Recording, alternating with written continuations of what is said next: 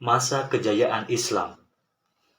Meskipun sejarah panjang Islam diwarnai oleh pertikaian politik dan perebutan kekuasaan, namun tidak bisa dipungkiri bahwa di abad pertengahan peradaban Islam telah memberikan sumbangsi besar pada dunia, terutama pada masa Golden Age of Islam pada masa dinasti Abbasiyah. Satu abad setelah wafatnya Nabi Muhammad SAW, kerajaan Islam diperluas mulai dari Seljuk, Ajuran, Adal, dan Warsangali di Somalia, Mughal di India, dan Safawi di Spanyol hingga ke wilayah Indus di timur. Kerajaan Islam berikutnya seperti dari Abbasiyah, Fatimiyah, Murabitun Persia, dan Ottoman menjadi kekuatan-kekuatan yang berpengaruh dan terkemuka di dunia. Peradaban Islam pada masa dinasti Abbasiyah memunculkan banyak pusat kebudayaan dan ilmu pengetahuan dan menghasilkan banyak teknologi serta ilmuwan terkenal, astronom, matematikawan, dokter, dan filsuf selama Golden Age of Islam. Banyak kemajuan dibuat di bidang astronomi, sastra, filsafat, sains, dan matematika. Khalifah Al-Ma'mun juga mengumpulkan ahli dari berbagai agama di Baghdad, yang ia perlakukan dengan baik dan dengan penuh toleransi. Dia juga mengirim utusan kepada Kekaisaran Bizantium untuk mengumpulkan naskah-naskah paling penting dan terkenal di sana dan kemudian diterjemahkan ke dalam bahasa Arab yang kelak akan membantu terjadinya masa Renaissance atau abad pencerahan di Eropa pasca Perang Salib. The Guinness World Records bahkan mengakui bahwa Universitas Al-Qarawiyyin yang didirikan pada tahun 859 oleh dinasti Abbasiyah sebagai universitas yang tertua di dunia. Rumah sakit Bimaristan juga dianggap sebagai rumah sakit pertama dalam pengertian modern.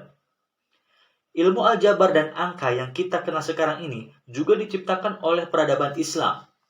Begitu juga dengan peradaban Islam yang berkembang di Andalusia, Spanyol. Saat itu, di Cordoba, ibu kota Andalusia, penduduknya mencapai lebih dari 1 juta jiwa dan menjadi salah satu kota terbesar di dunia, sementara di kota terbesar Eropa saat itu hanya mempunyai 25.000 penduduk. Terdapat taman-taman hijau, 900 tempat pemandian, 80.000 gedung, 600 masjid, 50 rumah sakit, 80 sekolah, 21 kota satelit, dan 70 perpustakaan. Sementara di Inggris dan Prancis saat itu, kotanya masih kotor, kumuh, dan penuh lumpur. Oliver Leman, seorang sejarawan, bahkan mengatakan, Islam di Spanyol mempunyai reputasi selama ratusan tahun dan menduduki puncak tertinggi dalam pengetahuan filsafat, sains, teknik, dan matematika. Ia mirip seperti posisi Amerika Serikat saat ini, di mana beberapa universitas penting berada. Sebagian di antara ilmuwan terkenal yang muncul dari peradaban Islam kala itu adalah Jabir bin Hayyan atau dikenal dengan nama Geber. Adalah seorang ahli kimia dari Irak. Ia mengembangkan teknik eksperimentasi sistematis di dalam penelitian kimia. Kontribusi lainnya adalah dalam penyempurnaan proses kristalisasi, distilasi, kalsinasi, sublimasi, dan penguapan serta pengembangan instrumen untuk melakukan proses-proses tersebut. Bapak kimia Arab ini dikenal karena karya-karyanya yang sangat berpengaruh pada ilmu kimia dan metalurgi.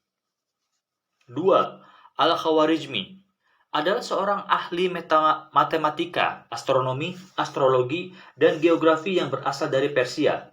Buku pertamanya, Al-Jabar, adalah buku pertama yang membahas solusi sistematik dari linear dan notasi kuadrat, sehingga ia disebut sebagai Bapa penemu Al-Jabar.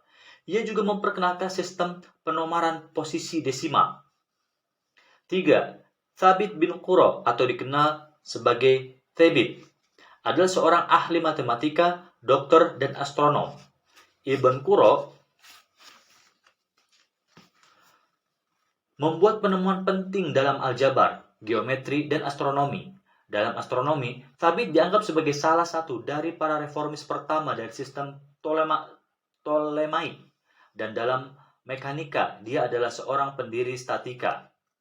4. Al-Battani dikenal dunia barat sebagai Albatenius. Albatenius adalah seorang ahli astronomi dan matematikawan dari Arab. Salah satu penemuannya yang terkenal adalah tentang penentuan tahun matahari sebagai 365 hari, 5 jam, 45 menit, dan 24 detik.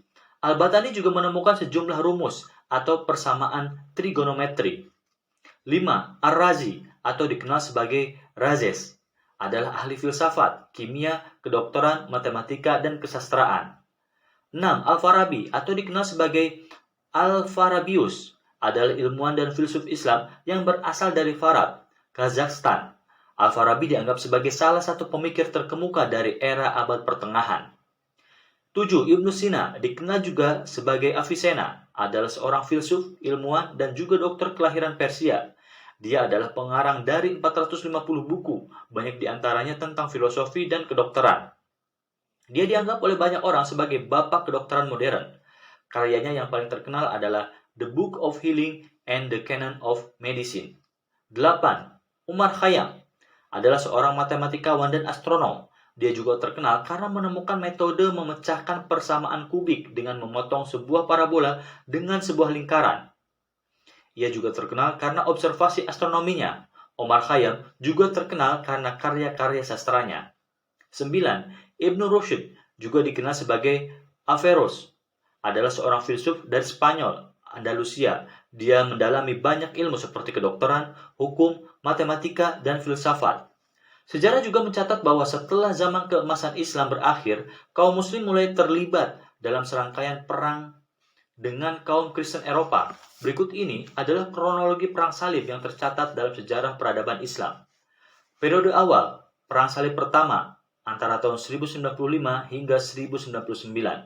Perang salib kedua, antara tahun 1147 hingga 1149. Perang salib ketiga, antara tahun 1187 hingga 1192. Periode tengah, perang salib keempat, antara tahun 1202 hingga 1204. Perang salib kelima, antara tahun 1217 hingga 1221. Perang salib keenam, antara tahun 1228 hingga 1229. Periode akhir, perang salib ketujuh, antara tahun 1248 hingga 1254. Perang salib ke-8 antara tahun 1270. Dan perang salib ke-9 antara tahun 1271 hingga 1272. Kemudian dalam sejarah modern, di antara abad 18 dan 19, banyak daerah Islam yang jatuh di bawah pengaruh kekuatan Eropa, terutama setelah era Perang Dunia dan kejatuhan dinasti Umayyah. Setelah Perang Dunia Pertama, wilayah Kekaisaran Ottoman dibagi menjadi beberapa negara di bawah ketentuan Perjanjian Sevres. Meskipun dipengaruhi oleh ideologi seperti sosialisme dan sekularisme, selama abad ke-20, identitas Islam dan dominasi Islam dalam masalah politik masih sangat intensif selama awal abad ke-11. Kepentingan nasional dalam negara-negara Islam, konflik internasional dan arus globalisasi mengubah arah, jenis, dan pengaruh Islam di dunia modern. Pada masa ini pula muncul fanatisme, radikalisme, bahkan terorisme global yang sayangnya kerap kali menggunakan simbol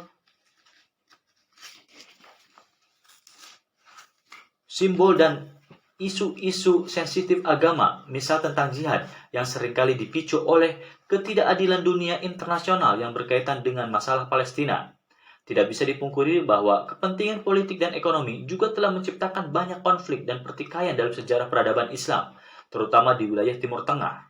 Meskipun demikian, bangsa Indonesia yang adalah negara dengan penduduk muslim terbesar di dunia dikenal bersifat moderat dan cinta damai, sehingga konflik-konflik seperti yang terjadi di Timur Tengah tidak banyak terjadi di sini, meskipun ada juga sebagian kelompok yang mengusung ideologi ekstrim. Aliran dalam Islam. Sebagaimana dalam agama lain, dalam Islam pun juga terdapat banyak aliran. Selain itu, ketegangan dan pertikaian politik yang terjadi juga kerap memicu tumbuhnya aliran baru.